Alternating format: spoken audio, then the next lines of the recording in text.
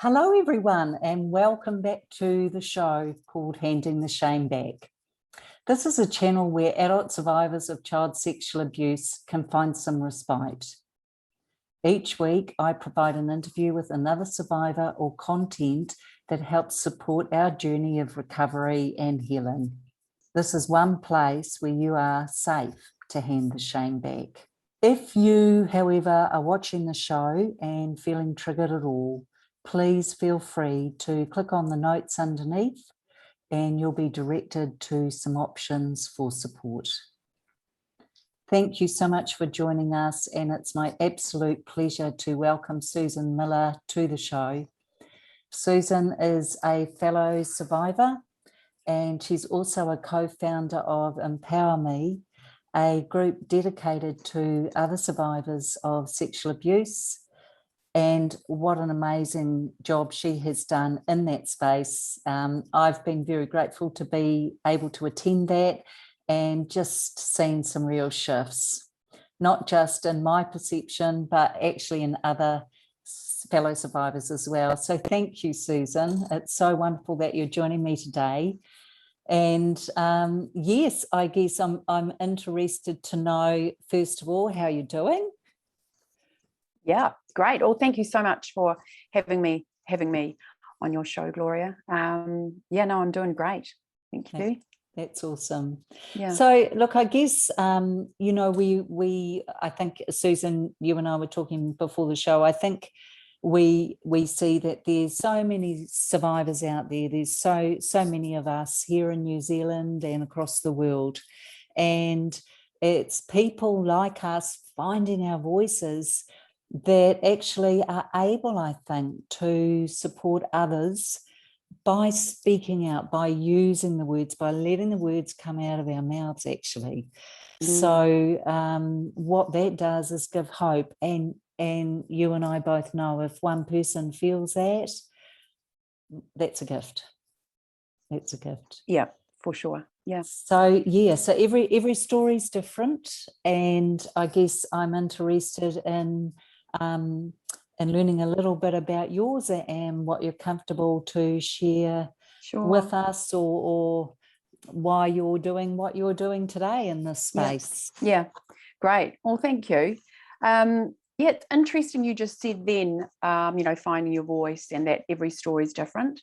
I think for a very long time, I had an experience of, I believe, very early childhood sexual abuse. However, I don't remember what actually happened. I only remember the feelings, and the feelings were very, very strong. And so there was a really deep feeling of shame, actually, but also a deep feeling of disgust. And I knew that something hadn't gone right, or something had happened to me that wasn't right. And I experienced it in my sort of adult relationships. And that kind of hinted at I needed to go and sort of find out or work out or get to a place of kind of feeling comfortable with it, just to know, oh, something did happen. You know, when it wasn't until my adult relationships, I was sort of presented with some of the same feelings, and I knew that wasn't right. You know, how does this equate with what's going on now? So I went and did some work with a healer, and came to the realization that I had experienced what I had experienced. But the thing about it was, and I didn't talk about it for a long time, because initially, because I couldn't actually remember it, I thought that like it didn't happen. And he said to me, well, what's more important, your memory or your feelings? And your feelings and memories anyway.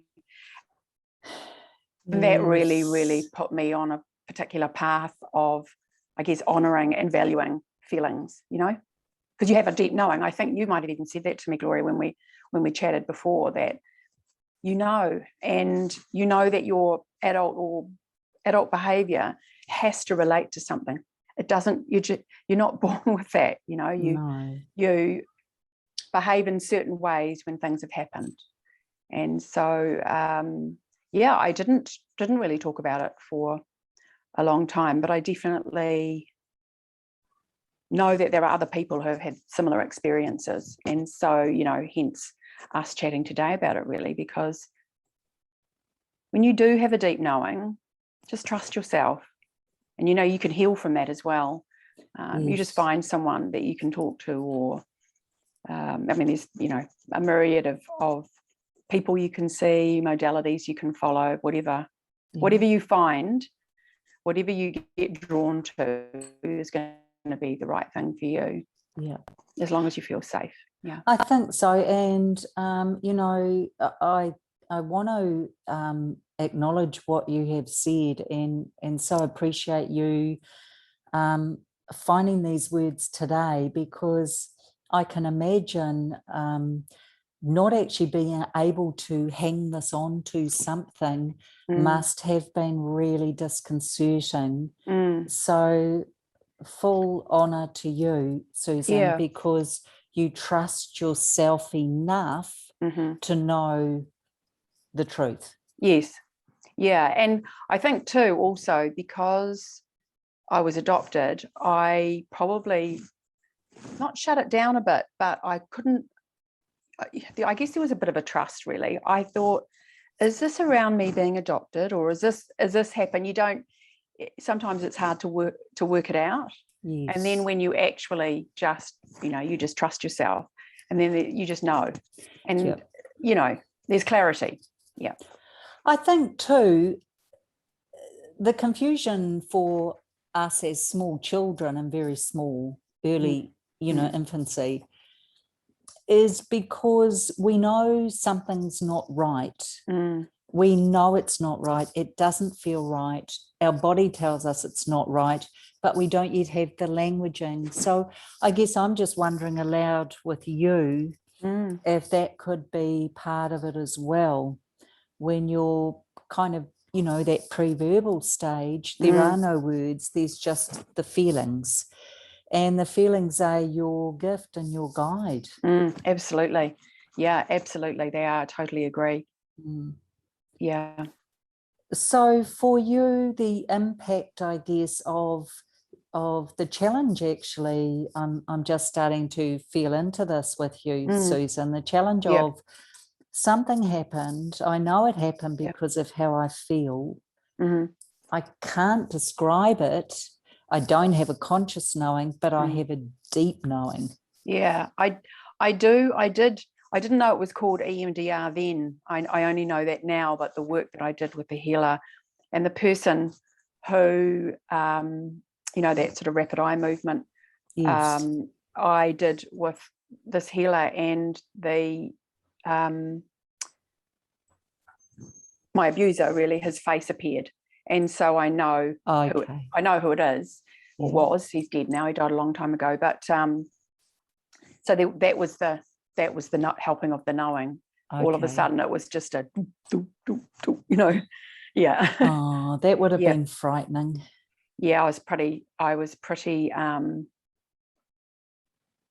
Yeah, I think I just denied it because it was someone very, very close to me, and I didn't want it to be that person. No, because I loved that person. Yeah. You know, and so first of all, you sort of you're getting over the shock, really, of it. So it's like, what? And then, but it made sense because I had, you know, incredibly low self-esteem as a young person, and no respect really for my own body. You know, so, and you know that those things come with that, but you don't even know as a young person why you're like that. You work this all out when you get older, you know? Yeah. And I guess, I did anyway. Yeah. And, you know, what you're saying, I think, is really, really helpful for some of our audience out there, actually, because, you know, the shock of knowing, because we track from sensing something.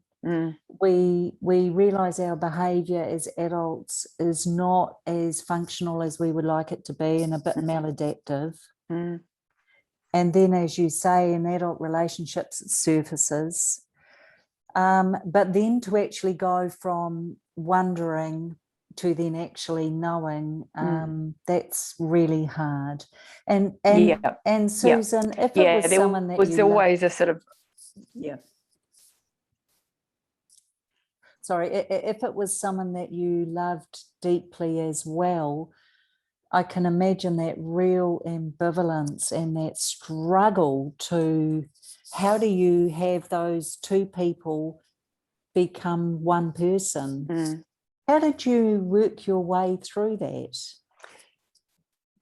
Yeah, I think I continued to work with, initially was the shock, and then the kind of almost doubting myself, and then, you know, going to see this healer who was incredibly helpful and helped me just believe in myself, really. Yeah. That was helpful. And then he did some really lovely things. He does lots of modalities, but he helped pretty much sort of connect me back together in a way, in a kind of a, I never asked him what all his techniques were, but I just had an innate trust with him the moment I met him. And also if I can explain it, because people know what Reiki is, you know, generally, but your hand sort of just above the body.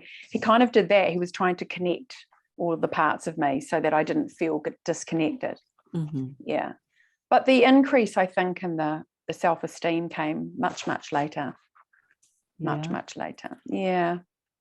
So would you say, you know, you talked about he put you back together. Would you say those disintegrated parts of you were able to find a home and become more integrated as a result of kind of having someone? Yeah, I think so. I think to a point, but I think also, Gloria, that there's still work to go. I've still got work to do. And that's, I know this, and it's okay, because, you know, that's the most amazing thing about life, isn't there? Is there's always a bit more to do. Does it ever end? No, I don't think it does, and that's okay. I kind of love that about life, really, because just when you get to like a comfort zone and then the next thing comes up, you go, okay. But that's good, because I know, you know, everything has a time frame, and however you are feeling, if it's not so great, there's going to be an end to it. It doesn't just go on and on and on, you know, there's a beginning and an end to everything. So I have trust in that, and know that that you have to feel it to heal it. Yeah. Yes, and you know, there's this lovely saying as well I've heard recently, which I think is relevant here and for our audience out there as well. How do we know we're in the right place? Because we're there. Yes. Yeah, I love that. So you're there. Yes. And what a gift. And I think, you know, Susan, you're not alone. I think for all of us out there, we're never going to stop growing and healing and discovering more about who we actually always were and who we could come home to within ourselves. Yeah, and I absolutely. think that's key. So I guess one of the questions I wanted to ask you was, how did you, once you understood, you know, who that person was, what did you do to, I guess, try and come to terms with that? Did you talk to anyone who knew that person? Did you go and see a therapist? What did you do to help Susan?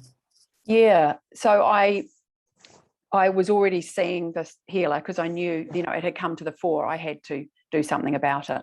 And so I saw him for a while. I didn't talk to my parents because it was my father's stepfather, really, I guess, my papa. And I didn't talk to them because I felt shame about it. Not that it was my shame to hold, but I didn't actually want, I sort of felt protective of them. I didn't want them to know. So I never told them. They're both passed now, but I think I didn't need to go there with them. That didn't need to be part of my healing. I felt that was my choice, and kind of that actually kind of empowered me. So I left it. But I've talked to my eldest brother and my sister. I've, you know, indicated to them, but I haven't gone into any great depth because I didn't feel like I needed to either. I talked to the father of my children, who we were married then, and he's always been a fantastic support. Great. Yeah, and who else did I talk to? Oh, a couple of friends, but I kind of kept it quite small, And then I guess kept processing it, really. So when you look back and you think about perhaps not sharing with your parents, is that still something you feel comfortable with? Because it's a very interesting statement you're making. Yeah. Well, they're dead. They're both dead now, my parents. And I made that decision then. Now. Yes. Now that I've been doing the work that I've been doing, it'll probably be different, Gloria. I would probably have talked to them. Yes. But at the time, I chose not to. Yes. So, I felt good about the decision then. But looking back now, it would be different. Yes. Yeah. And it's interesting that you say that. And thank you so much for being so honest and transparent about all of this, because there will be people out there who, you've raised so many interesting threads, actually. There will be people out there who haven't told parents because they're trying to protect them. There will be people out there who haven't told parents because, as you said, it just didn't feel important for recovery. And also the fact that, the shame factor is so huge. And I think for all of us survivors, we have that as a commonality, actually. And it keeps us quiet, and it keeps us so quiet because as children, this is my little 10 cents worth, Susan, as children, we knew what was wrong, but because the person or parent or grandparent who was perpetrating this act was the power figure. Yes. They were right and therefore we were wrong. And adults and children, adults are always going to be seen as the right ones, the ones to follow, the ones who know best, the ones who tell the truth. Yeah, absolutely. Absolutely. Yeah, I agree. I've actually got a friend at the moment, and, I had asked him to come on the show, and although he would love to talk about it, he can't. And the reason he can't is because he can't tell his parents. And when I say he can't, he is still living under such a shroud. He doesn't want to hurt them or shock them. Yeah. But my heart goes out to him, because actually the healing that could happen within that family would be, massive. And they're probably going to be better than what we think. So sometimes we can protect other people, or think we are, by not.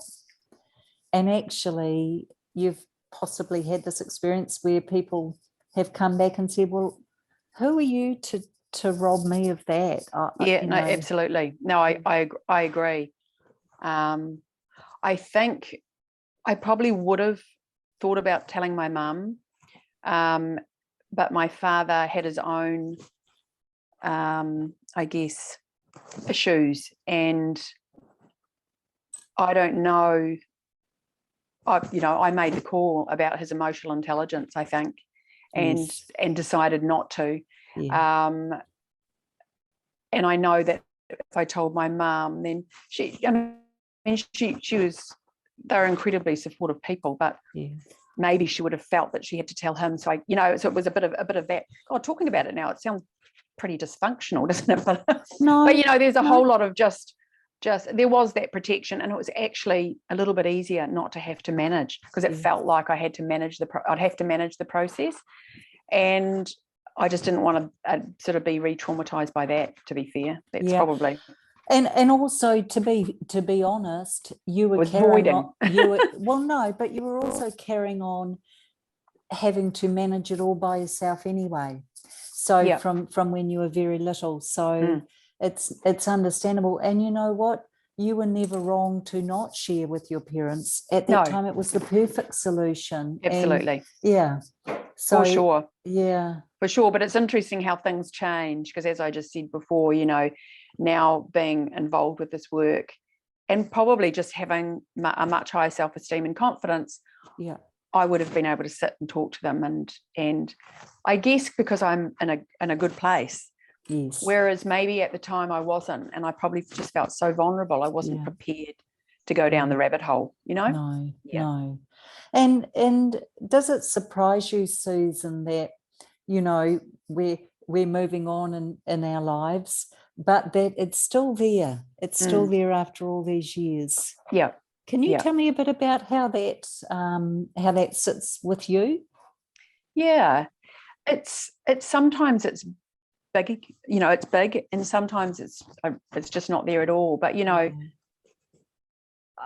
I know that it's affected my adult relationships, my intimate relationships. I know it has. And that's the thing that I have to work on, you know. Yeah. So it is still there. Yes. Yeah. Yes. Yeah. It's interesting, isn't it? And you know, it's just because of what's happened, I think, to you and to me and our fellow survivors out there, we've kind of been handed this pack of cards, if you like, and we've just had to play them. And sometimes we were leading the blind, no idea of what we were doing or how we were going to get there. Yeah.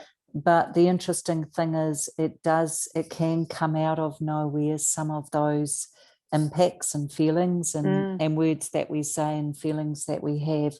And I guess my next question to you is, how do you find yourself making sense of that now when you look back to perhaps the age your step-grandfather would have been? Have you, over the years, thought about? To be honest, I haven't really given that part of it too much thought. But he died of emphysema when I was quite young, and I think part of my healing was actually just saying "good fucking job." Sorry for swearing, but I was like, "Oh well, you got what you deserved. Yeah. You died a young man." Yeah. I think that sounds really bitter, but actually that really helped me, because he wasn't around. I didn't have to deal with him, and he was taken away pretty early, really. And how old was he when he passed? Gosh, I'm just trying to think, because I must have been, I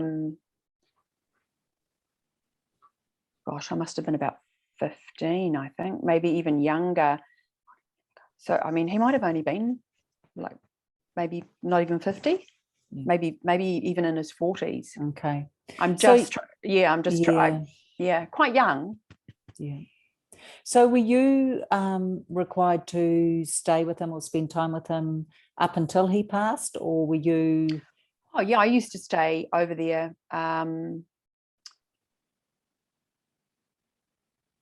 Often, like I would stay there. I used to love going and staying there. Yeah. But you see, what happened was when I was really young, because, well, I don't remember anything happen after that. I just remember certain scenes and certain things about the room I stayed in, and you know, being in the bath and being naked, and you know, there's just sort of like flashes of that. But I believe it was when I was very young. Yeah. So you think it possibly stopped at a certain point? And I think so. Yeah, I think so. Yeah. Yes. So, gosh, the I guess the secrets he would have been keeping from, imagine, your step grandmother and all of that. How did you manage to marry up the person that you loved? Was there a process you had to go through to kind of? It was through this healing process, healer's process that he used. I call it EMDR now. He didn't call it then, but basically it was a modality where he looked into my eyes, and you basically just keep your eyes open, and all of a sudden there's just flashes come in. And then we were doing it for what seemed like quite a while, and then all of a sudden the feeling of in the pit of my stomach, the disgust, and then his face, the healer's face. I mean, I wouldn't have believed it if I hadn't done it, but because it just sounds so weird. So weird. Yeah. But the healer's turned into my papa's face, like it was like a hologram. He was just like, wow. And that was the shock. It was like, I can remember just going, no, and then but knowing, saying no, but knowing, and realizing that was the person and that's what happened. Yeah. It was very clear to me. He said no words to me. He didn't need to say anything because we have the answers to everything within ourselves. So yeah.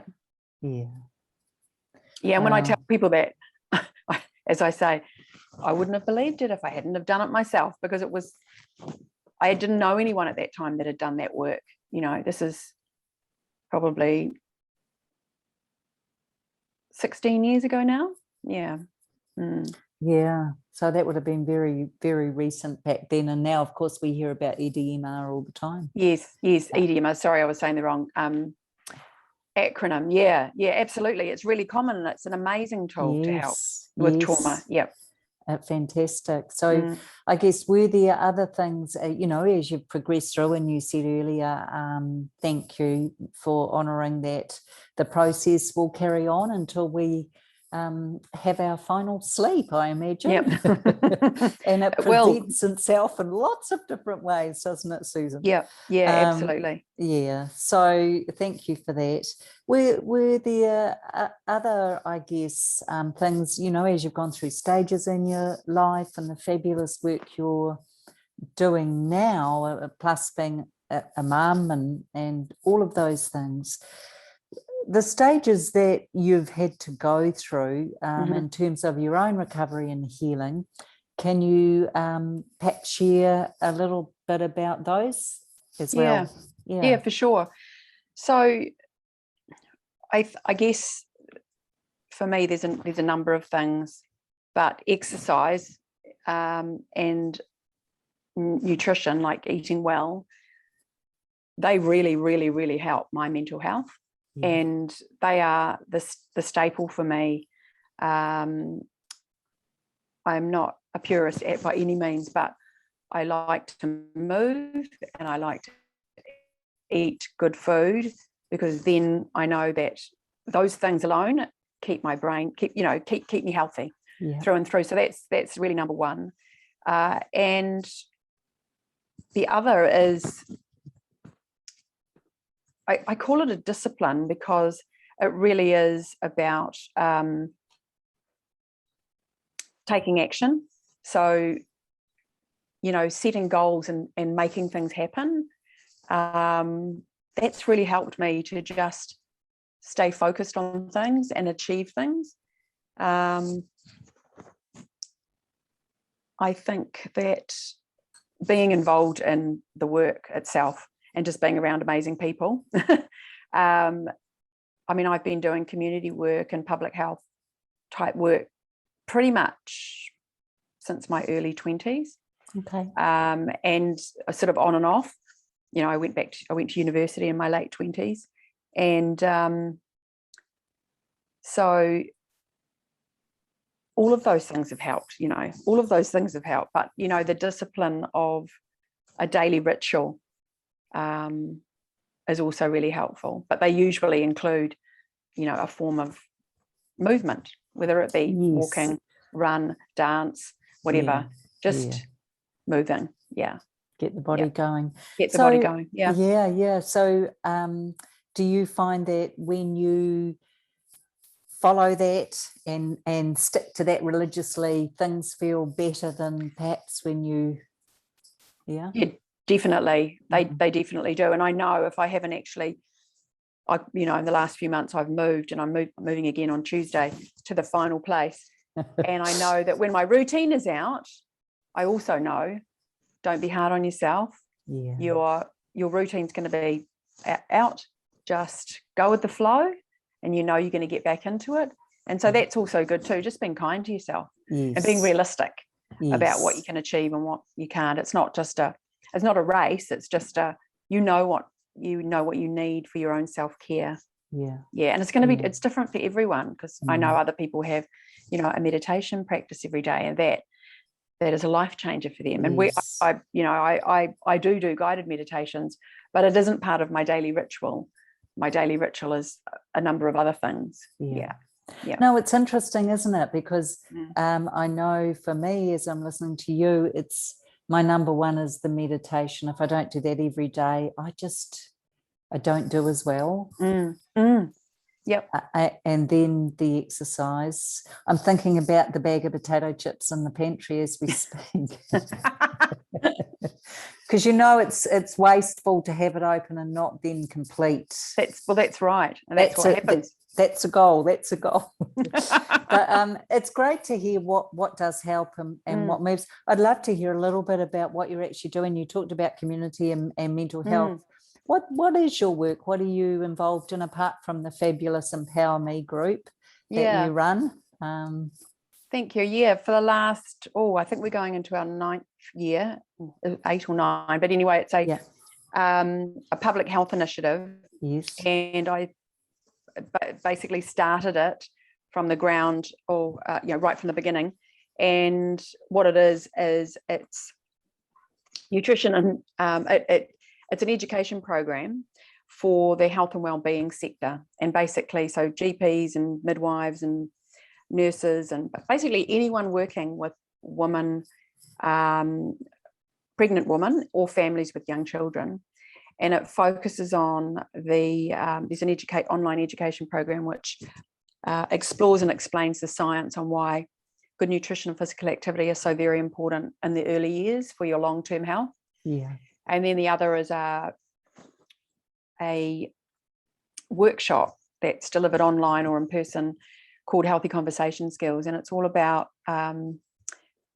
people finding their own solutions. So training and teaching the health practitioners to have conversations with their patients and clients in a way where they get the answer from the patient. They're not telling them what to do. Yeah. They're getting the answers from the client or patient to find their own solution. So it's very much in line with the way I operate anyway, and the other, EmpowerMe as well. Yes. And I truly believe that everybody has their own solution. So, well, not just because of the training, just it's a very, very big belief. Yeah. And I totally agree with you. It's so much more powerful if you say to me, I know where you parked your car, than if I say to you, let me tell you where I've parked my car. Right. Yeah. Yeah. It's more powerful that you discover it, come to it in your way, and then find that for yourself. Dreadful example. Excuse me, everybody. I don't know why I was thinking of that. It's all right. It's and a lot of it's just asking, and you'll be well aware of it. It's just all the open questions, and you get the person to think, and then they're able to provide their response. Yeah. So would you say in the healing of, for our audience out there, in the healing of this sexual abuse trauma from when we were young and when you were young, there's a kind of a wraparound holistic approach that might help all of us? So you've kind of listed, the physical health, the good eating, moving the body. It doesn't matter how, just move the body. Yes. We've talked a little about meditation. What else would you say helps our survivors out there? Yeah, I think it depends on what sort of person you are, but writing down your thoughts. Yeah. Just kind of, talking to someone. It depends on, you know, what your needs are, and you're going to work that out. If you're someone who keeps a diary, or then journaling is probably going to be really helpful. And for others, they would need to just talk it out. And so, you know, get a counsellor, pay someone to listen to you, you know, because they don't necessarily need to, they're not there to solve you know, you're not a problem. There's nothing wrong with you. No. But you do have to be heard. You do have to be heard. You do have to be heard, and you do have to be with someone who believes you. Yeah. And that's really important. Be heard, be safe, and be believed. Yeah. Yeah. Absolutely. And the interesting thing too is when the words are spoken and people share their stories, it's usually with family. If the abuse occurred within the family, there's usually an agenda at play for those of us who are not believed. And so what then tends to happen is you get the double whammy because you've found the courage to speak your truth, and then you are vilified. Yes. So it is shame upon, am I going crazy? So I think your last point around be believed is so powerful. But for those of us out there who aren't believed, just know that you know. And as Susan said right at the beginning, your body knows, it never forgets. Your feelings tell you everything you need to know. And if you're with people that won't believe or support you, basically they're not the right people for you to be sharing this with. Yeah, absolutely. Find new people. I remember a counsellor one time told me a similar thing. She said, you've just made the wrong choice in that particular person for that particular thing. No, that stayed with me, and it was such a helpful tip, because we sometimes have expectations of others, and they don't know what those expectations are, and it's kind of unfair in a way. Lots of people don't know how to respond or deal with things, and so you can work out quite quickly who your people are when it comes to that, you know. Yeah. There's another aspect to that, and I think that's really valuable. That offers a lot of support, I think, to our audience out there. So thank you, Susan, for that. The other thing that comes to mind too is when we're sharing our stories, I don't know if this has been your experience, but I'd be interested to know, do you ever find people that do believe you but don't actually want to hear it, talk about it, just want you to move on with your life and not discuss? Yeah, there's probably some friends who I know. I mean, I don't have to tell everybody. It's not, you know, it's it is what it is. But that's right. But as you spoke, it reminded me of a friend that I have that kind of does that with things. So I probably wouldn't share that. It's not that I'm hiding it. You know, there's nothing to hide. But yeah, I probably have been wary of responses like that. So it's probably kept me from sharing things when maybe I could have, you know, or would have. Yeah. Well, there's this thing that my therapist tells me, I love it. It's from Buddha, and it's called idiot compassion. Nice. And she says, stop having compassion for idiots, Gloria. So when people can't hear the story, when it makes them uncomfortable, it's quite a good signal to perhaps not have the right, necessarily the right, you know, space or place. Yeah. So that's always a good sign. But I think the other thing about sometimes people being uncomfortable is that there's that also, it's a topic no one likes to feel has happened. They don't like to think that it goes on. Yes. Yeah. I'd agree with you there. Yeah. And I mean, one of the things about the, EmpowerMe groups where the women go through, the biggest thing that comes out of the groups, or, one of them, but probably the most prominent, is that people didn't feel alone. And that feeling of being connected with other survivors just made such a huge difference. And I love that about the groups, and that there's this lovely solidarity, and,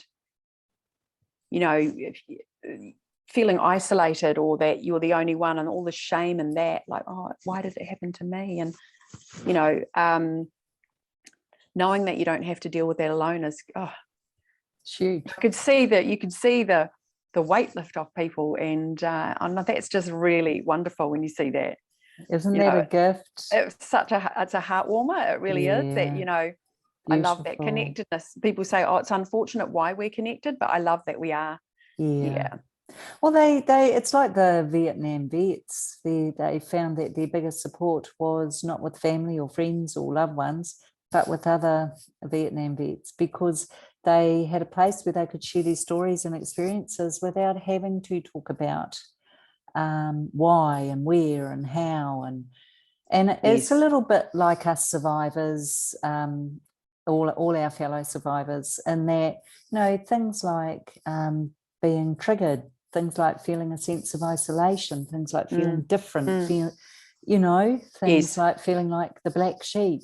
There's a whole raft. If we were to do some brainstorming, Susan, I'm sure you could add more.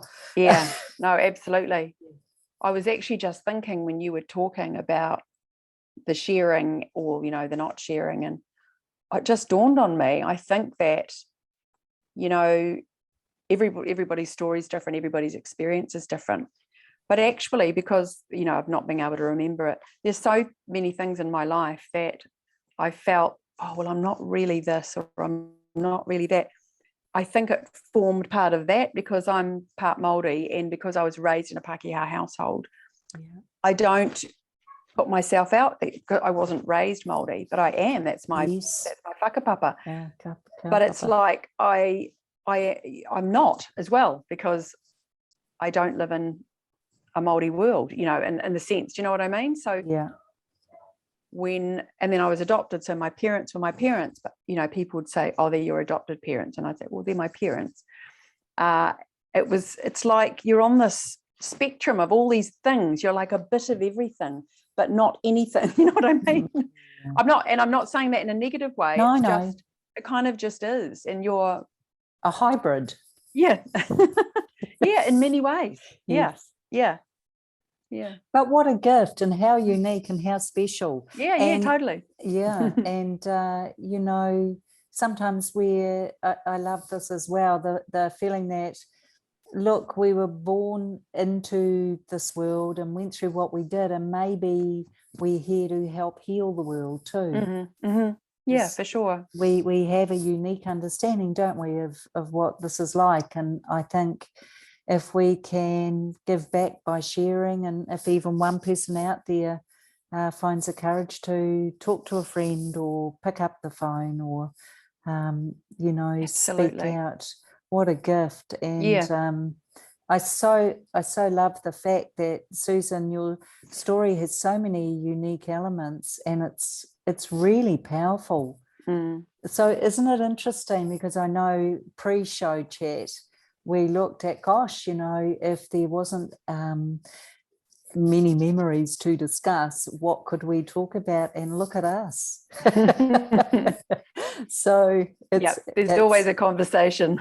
There's always a conversation. But more than that, I think too, is also what your story is there will be people out there in New Zealand, across the world, who can so connect with exactly what you're saying. Yeah. And that's the gift. Yeah. And I'm just so grateful to you. So is there anything you would like to add? Is there anything that's come to mind while we've been chatting today? I think probably the biggest thing is to really trust yourself. Just trust yourself, believe in yourself, and know that you're enough and you're amazing, and reach out to someone and talk about it. There's no shame in that. Yeah. That's beautiful. Mm. Instinct is never wrong. Hey, so look, very grateful to you, Susan. Thank you so much for your time today. Would love Thank to you. have further conversations with you. You're my number 3 on the show. Well, I'm Third time lucky. absolutely No. privileged. Yeah. The other 2 were great as well. Yeah. Can Yeah. you please hang on the line? Yeah, Stay, sure. stay there, Susan. And Yep. what I'll do is I'll just finish up with our audience now. So again, people, if you have felt triggered by watching this, please feel free to go to the show notes beneath this episode and reach out to any of the listed providers there.